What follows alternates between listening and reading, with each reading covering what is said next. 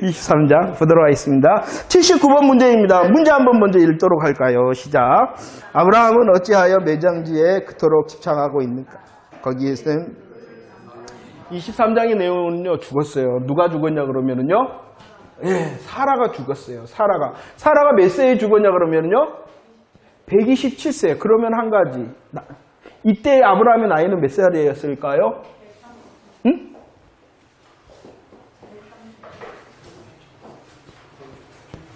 10살 차이가 있어요. 10살 차이니까 아브라함의 나이 137세에 사라가 127세로 죽었다라는 것이 이 23장의 시작입니다. 이 사라가 죽자 아브라함이 했던 일이 있어요. 그것이 무엇이냐 그러면은 오늘 문제에 읽었던 것처럼 무엇을 구했어요? 매장지를 구했어요. 무덤을 구했다는 것입니다. 무덤의 땅을 구했다는. 그런데 왜 이 23장이 특별하게 기록되어져 있는가를 오늘 살피는 것입니다. 23장 20절 말씀을 한번 읽어보도록 할까요? 시작. 이와 같이 그 밭에, 잠깐만 어딘지 모르시겠어요? 자, 아시죠? 자, 창세기 23장 20절 읽어보도록 하겠습니다. 시작. 이와 같이 그 밭과 거기에 속한 굴이 헷적 속으로부터 아브라함이 매장할 소유지로 확정되었다라고 말합니다. 오늘 23장에서는요, 보시면 전체적으로 특별한 단어가 나오는 것이 그것이 무엇이냐 그러면은 소유라는 말입니다. 소유. 이 소유라는 말은 23장에 4번 정도가 쓰여졌는데요. 몇 번 쓰여져 있다고요? 4번. 소유. 이 매장지를 아브라함이 소유지로 삼았다라는 것이 강조되어져 있습니다. 그런데 성경에 보면은요, 아브라함의 재산적인 능력을 말하는 것입니다. 그 소유를 이것밖에 살 만한 능력이 있었던 것이 아니라 더 많은 땅을 소유할 수가 있었어요. 가나안에 더 많은 땅을 소유할 수 있었는데 그렇지 않고 오직 사라의 매장지를 구하는 이곳만을 소유지로 삼았다라는 것을 우리들은 알아야 된다는 것입니다. 이 창세기 23장의 가정에 보면은요, 그들이 일어나서 말하면 헷적 속이 일어나서 아브라함이 내 매장지가 있었으면 좋겠다 그러냐, 헷적 속이 일어나서 당신 아무데나 고르세요. 주겠습니다. 그냥 주겠습니다. 공짜로 주겠습니다. 거저 주겠습니다. 라는 실랑이를 계속 4번 정도를 한다는 것입니다. 이 실랑이를 계속, 죄송합니다. 3번입니다. 3번. 3번인지 4번인지 모르시죠? 그냥 넘어갈걸. 3번 정도를, 4번의 소유라는 지명과 3번의 이런 실랑이가 있었어요. 이것은요, 한번 생각을 해봐야 돼요. 헷적 속은요, 아브라함을 볼 때 어땠다는 거예요? 괜찮았다는 것이.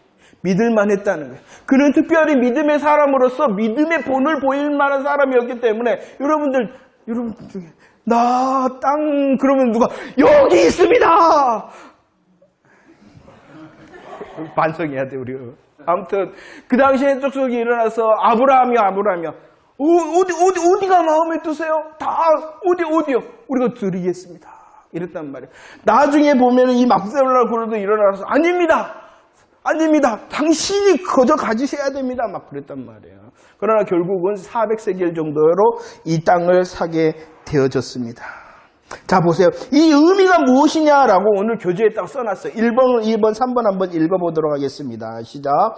이 땅을 내 자손에게 주리라 하신 하나님의 언약을 믿었다는 증거이며 그 언약을 자손들에게 계승시켜 주기 위해서요, 본향을 사모하는 나그네 정신으로 살았음을 증언하고 있다. 형제에게도 언약을 자손에게 물려줄 막벨라 굴이 있는가? 다시 한번 말씀을 드립니다. 이 아브라함은요, 이 땅만큼만 소유할 능력만 있었던 것이 아니라 더 많은 곳을 소유할 수 있었던 재산적인 능력이 있었는데도 이곳만을 소유지로 삼았다는 것입니다.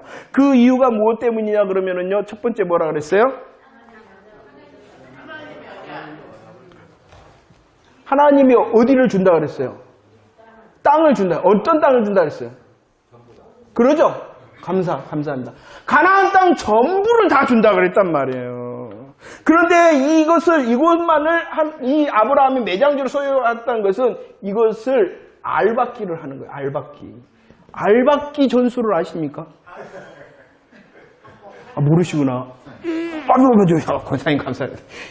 이게 아무나 안 가르쳐주네. 가르쳐드립니다. 이 개발지가 딱 있단 말이에요, 개발지가. 개발지가 딱 있으면 이 필지가 딱 나눠져 있잖아요. 근데 이 필지를 다 살 수가 없어. 그런데 이것만 딱 사나. 그러면 이곳을 개발하려는 사람은 이 땅이 필요해요, 안 필요해요? 나 땅은 조그맣지만 이 전체를 좌우할 수 있도록 탁 박는 것을 알박기 전술. 아, 모르셨구나. 이거 가르쳐주면 안 되는데. 안 해봤고 모르신다.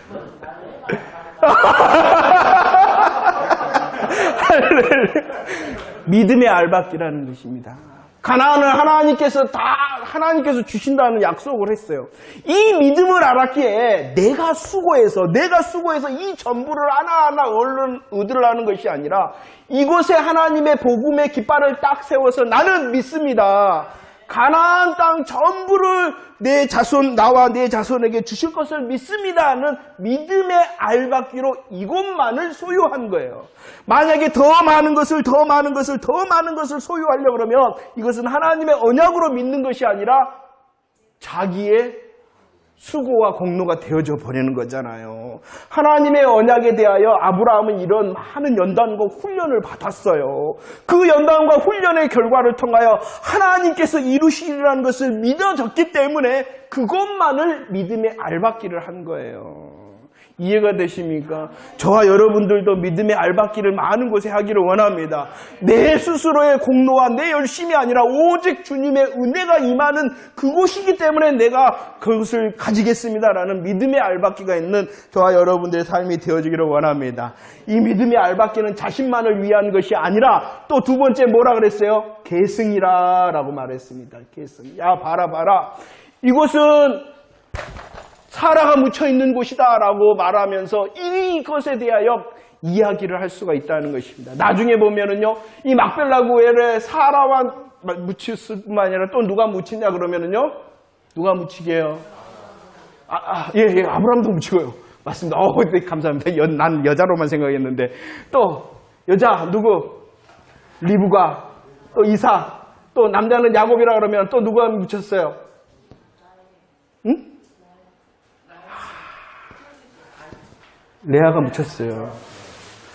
아니, 저 삼천포로 가면은요, 이 야곱의 더 사랑하는 사람은 누구예요? 그렇지만, 저가 그냥, 본초는 누구예요? 라헬이 아니라, 하나님이 딱 그런 질서도 있는 것 같아. 아니, 저예요. 레아가 묻혔어요. 라헬을 더 사랑했는데, 그 막벨라굴은 라헬을 사랑하는 이 라헬은 어디에? 길가에 묻혀요. 베들레헴 올라가다가 길가에 묻혀요. 자, 아무튼 이것은 이렇게 믿음의 선진들이 딱 매장되어 있는 곳이잖아요. 그러면서 그곳을 향하여 할 때에 아브라함에게 주신 약속뿐만이 아니라 그 후손들에게 약속이다라는 그 믿음의 계승지로 믿음의 알박기를 한 것입니다. 이해가 되십니까? 그래서 오늘 질문하고 있는 당신은 있냐는 거예요.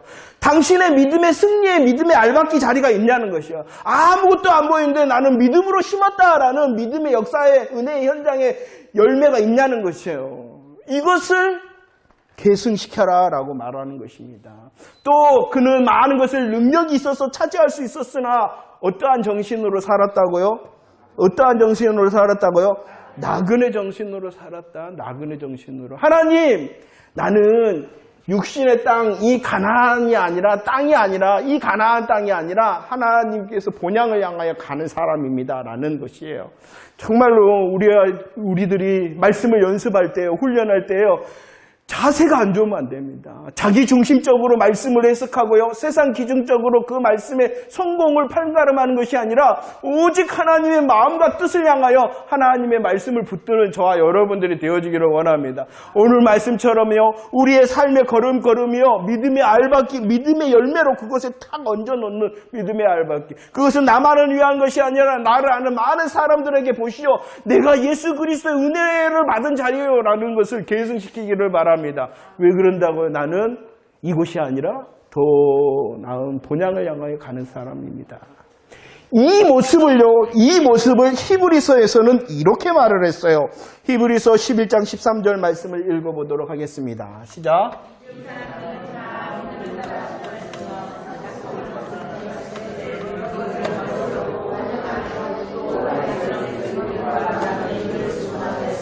믿음의 선진들 모두를 말하는 것입니다. 오늘 말씀을 한다면 아브라함을 말하는 것입니다. 그 아브라함이 죽었다. 어떻게 죽었다고요? 어떻게 죽었다? 믿음을 따라 죽었다. 이 믿음은요, 어떻게 되었다라고 말하냐 그러면은요, 약속과 상관되어져 있다는 것입니다. 오늘 말씀에 보면은 약속을 어떻게 하였다? 약속을 받지 못했다는 거예요. 이 말이 뭘까요? 약속을 받지 못했다. 믿음을 따라서 죽었는데 그들은 약속을 받지 못했다. 많이 읽어보지 않았어요? 이것은 성취를 말하는 거예요. 성취를 말하는 거예요. 되어진 거. 하나님이 아브라함에게 소위 말해 첫 번째 약속인 가나안 땅 주겠다 그랬는데 가나안 땅 전부를 주는 것 아브라함이 보고 죽었어요? 못 보고 죽었잖아요. 그러나 그 하나님의 언약과 맹세는 믿었잖아요. 그 믿음으로 죽었다. 그러나 약속의 성취는 보지 못했다. 그러나 뒤에 그것을 멀리서 보고 뭐 했다? 환영했다라고 말씀하고 있는 것입니다. 이해가 되십니까?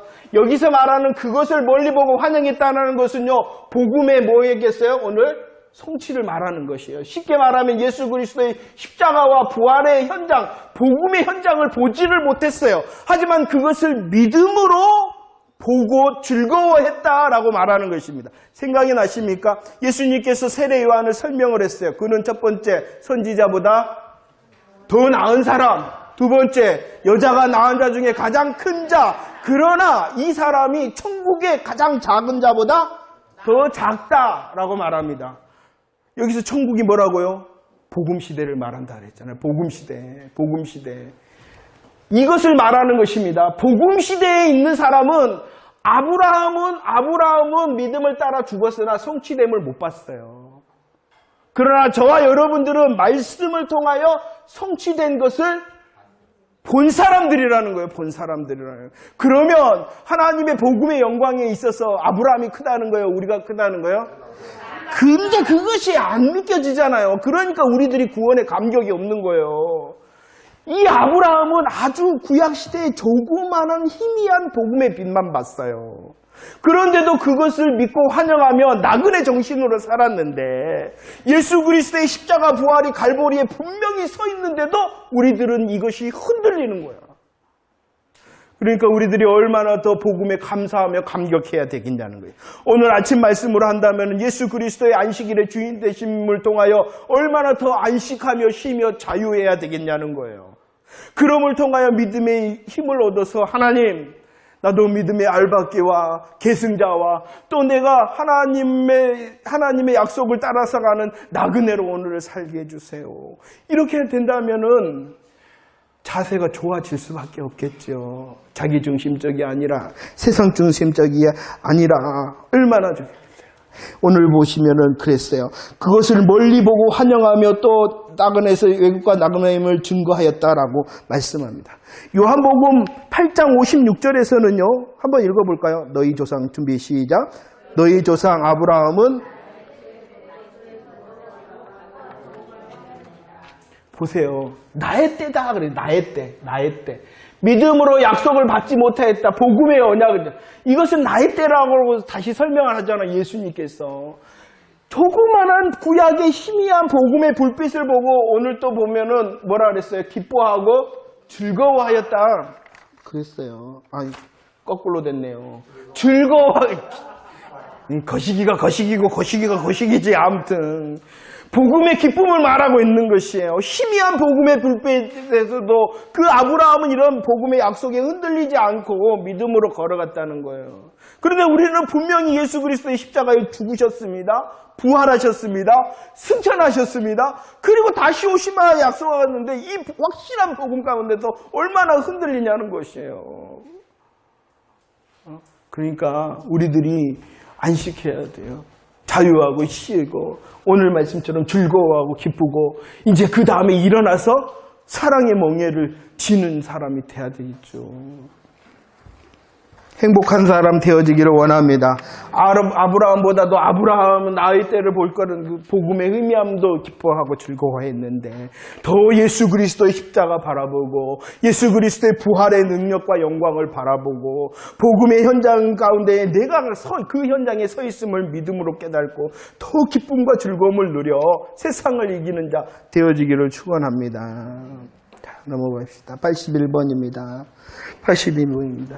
이런 아픔의 자리에서 이런 아픔과 슬픔의 자리에서 아브라함은 믿음을 심었어요. 믿음을 심고 또 아브라함이 믿음의 마지막 역할을 하는 것이 창세기 24장의 내용입니다.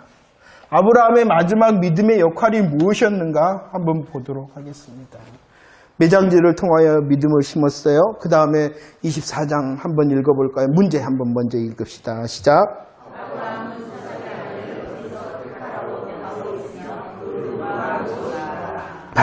어떠한 일이 마지막 이제 일이에요? 이삭의 아내를 구하는 거예요. 이 이삭의 아내를 구하는 것도 그냥 아내가 아니라 어떠한 측면에서 봐야 되냐 그러면 복음의 언약, 메시아 언약을 계승할 자를 찾는 것입니다. 왜냐 그러면은요 3절과 4절 말씀을 읽어볼까요? 24장 3절과 4절 시작. 내가 너에게 하늘의 하나님 땅의 하나님이신 여호와를 가리켜 맹세하노니 너는 내가 거주하는 이 지방 가나안 족속 딸 중에 내 아들을 위하여 아내를 택하지 말고 내 고향 내 족속에 가서 내 아들 이삭을 위하여 아내를 택하라 라고 말합니다. 보세요. 거기에 나있죠. 메시아 언약의 계승자이기 때문이고 가나안 족속과 섞지 않기 위해서였다라고 말합니다. 하나님께서 아브라함을 부르셨죠. 아브라함을 불렀어요. 그런데 그에게 두 가지 위험성이 있다 그랬어요. 하나님의 언약, 하나님의 메시아 언약이 있는데 그 메시아 언약을 받은 자로서 두 가지 위험성이 있어요. 그것은 무엇이냐 그러면은 약속의 땅인 가나안을 떠날 위험이 있었다라고 말했어요. 가나안을 떠날 위험. 그래서 12장이 바로 가나안까지 겨우 왔는데 믿음으로 걸어가고 왔는데 어떻게 했어요? 어디로 도망가 버려요?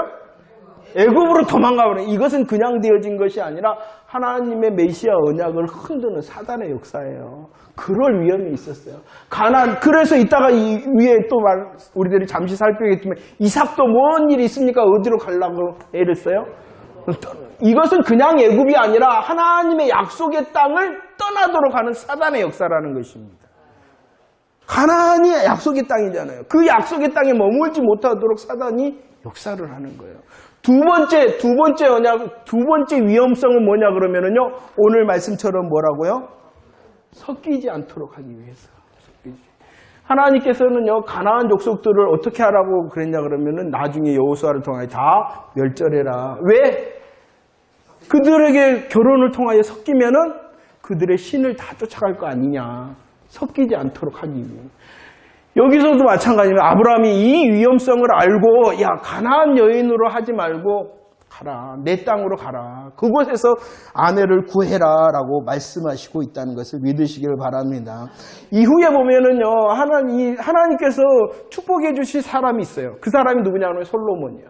그 솔로몬의 가장 실수가 뭐냐 그러면은요. 그것이에요.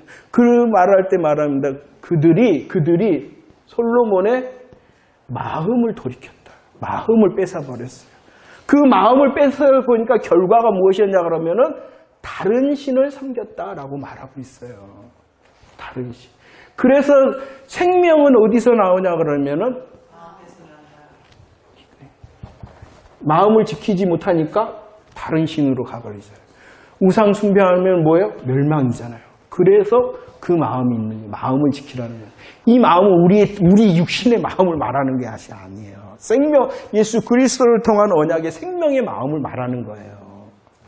이해가 되십니까? 이런 위험 가운데 있기 때문에 아브라함의 이 늙은 종에게 말씀을 한 거예요. 야, 이 땅에서의 딸을 가나안 족속이 아니라 내 족속으로 가서 아내를 택하라 라고 말씀하심을 믿으시기를 바랍니다.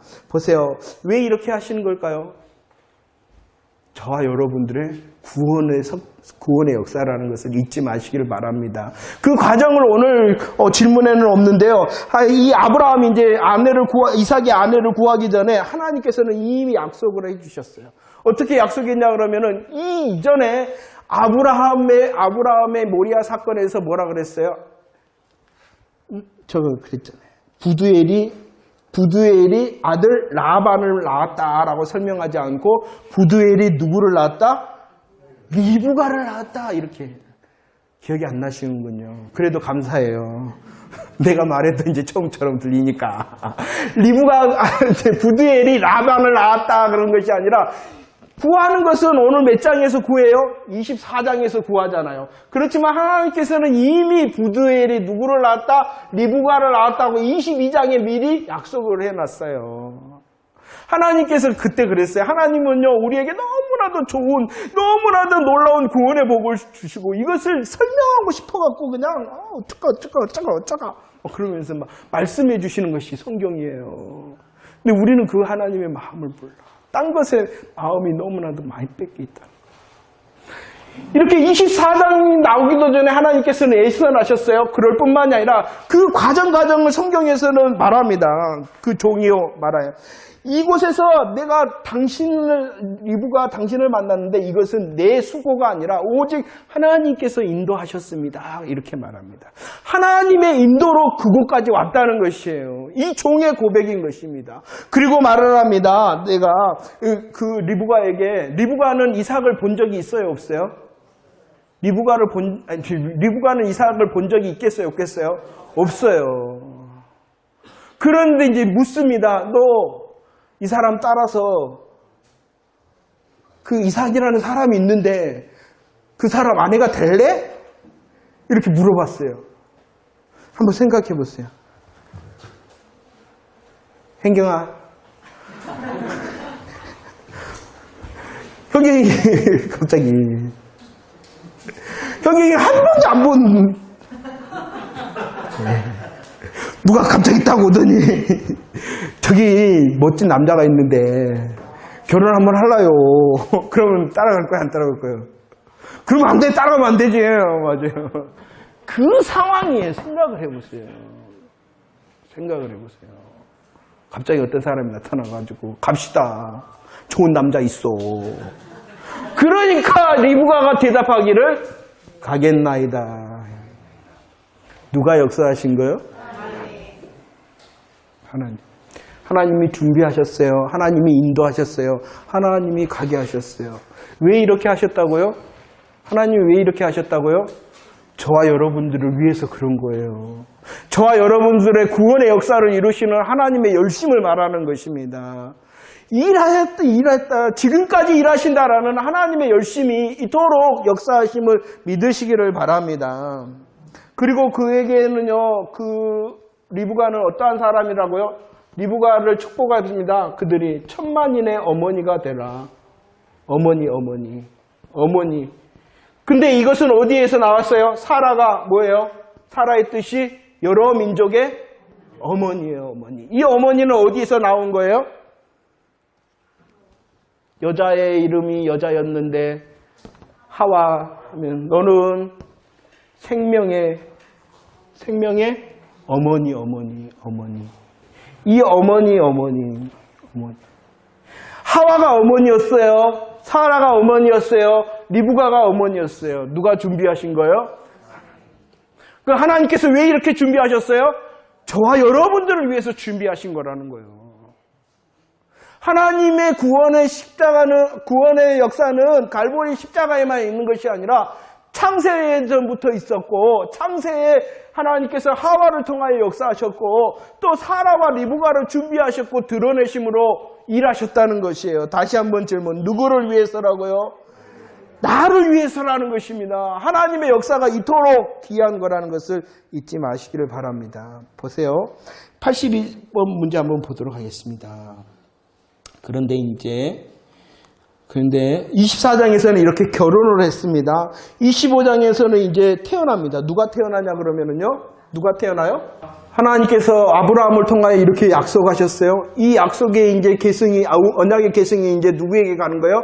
이삭과 리브가에게 가는 것입니다. 이삭과 리브가를 통하여 역사하셨던 하나님께서 그 리브가를 통한 또 다른 역사인 건 뭐예요? 야곱을 선택을 하는 것이, 야곱을 선택을 하는 것이. 하나님께서는요, 특별히 이름을 가지셨어요. 구약의 큰 이름이 뭐냐 그러면은요, 아브라함의 하나님, 이삭의 하나님, 야곱의 하나님, 그 하나님의 이름을 완성시키는 거예요. 아브라함의 하나님, 이삭의 하나님, 야곱의 하나님은 구원의 하나님을 말하는 것입니다. 저와 여러분을 통하여 아브라함에게 통하여 약속하시고 일하셨던 하나님이 나의 하나님, 이삭을 통하여 일하신 하나님이 나의 하나님, 야곱을 통하여 일하신 하나님 나의 하나님, 나의 구원을 위하여 이토록 하나님의 시간표에서 말씀하셨고 성취하신 하나님. 그렇다면 그 하나님이 아브라함과 이삭과 야곱의 하나님이니 오늘 나의 하나님도 된다는 것입니다. 나를 구원하셨을 뿐만 아니라 내 삶의 승리를 통하여서도 일하실 것이다. 그 하나님을 기대하라는 것입니다.